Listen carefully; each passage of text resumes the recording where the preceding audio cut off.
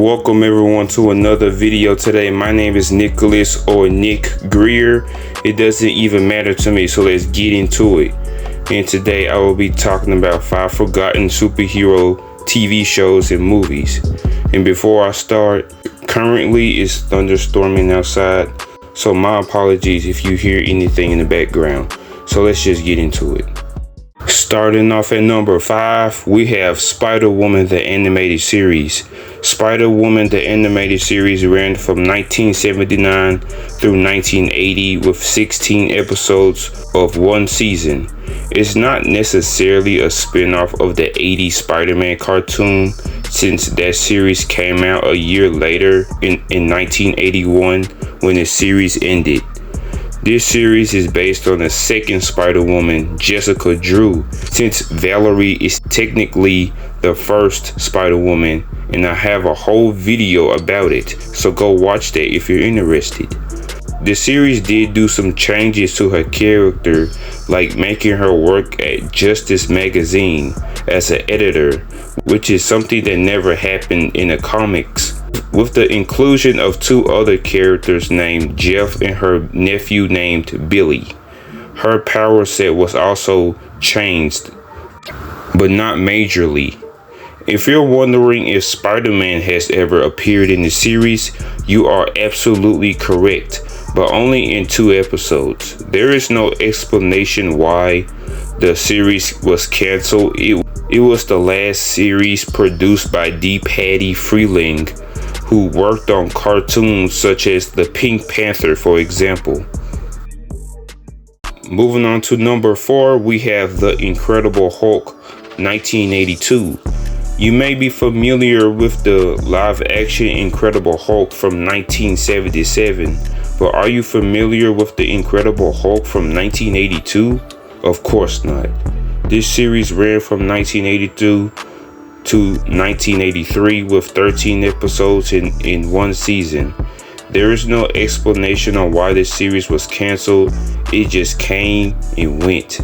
It's also narrated by Stan Lee. Rest in peace. This series is technically or somewhat the second animated incarnation of the Hulk, because the first ever Marvel animated series was The Marvel Superheroes 1966. This series had Iron Man, Thor, Captain America, and Hulk, with each of them having their own segments. The series ended in the same year it was released, which is a good thing because the animation is pretty lame and it's also pretty boring.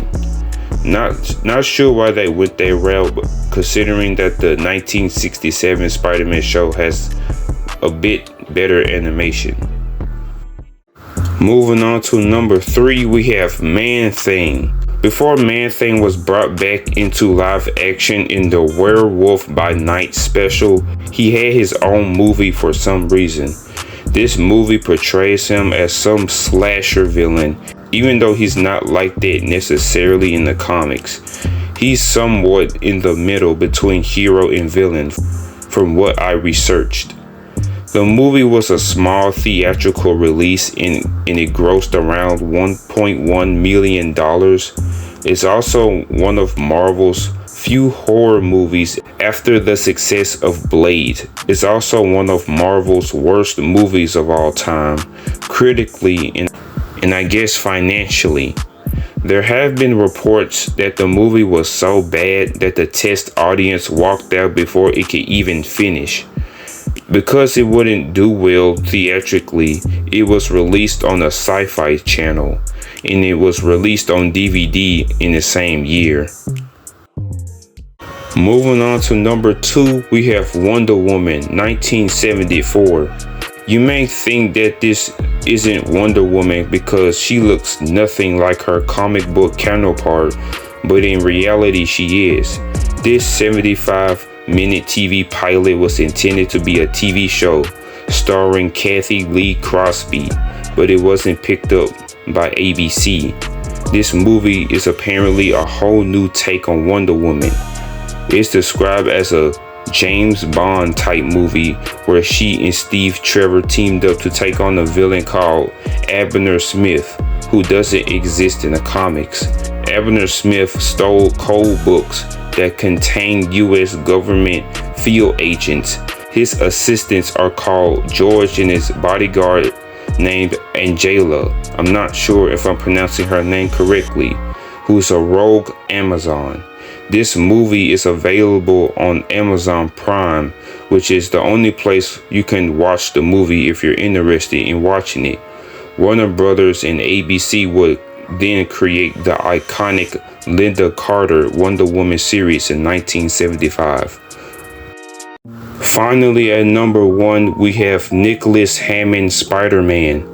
Since everyone loves talking about Japanese Spider-Man, it seems like people forget that Nicholas Hammond Spider-Man doesn't exist. The Amazing Spider-Man series ran from 1977 through 1979 with 13 episodes and 2 seasons with 3 TV movies. The crazy thing about this series is that it did well with ratings, making it the highest rated show during the week. Since it was doing well in ratings and expensive to produce, it was canceled by CBS, who were already making enough superhero content already, like Captain America, Red Brown, Doctor Strange 1978, and Wonder Woman, Lynda Carter. There were plans to do a revival in 1984 with the Spider-Man cast teaming up with the live-action Incredible Hulk cast, which would have been cool. However, Lou Ferrigno, who played the Hulk, wasn't contacted about the project, according to him, who at the time was filming Hercules.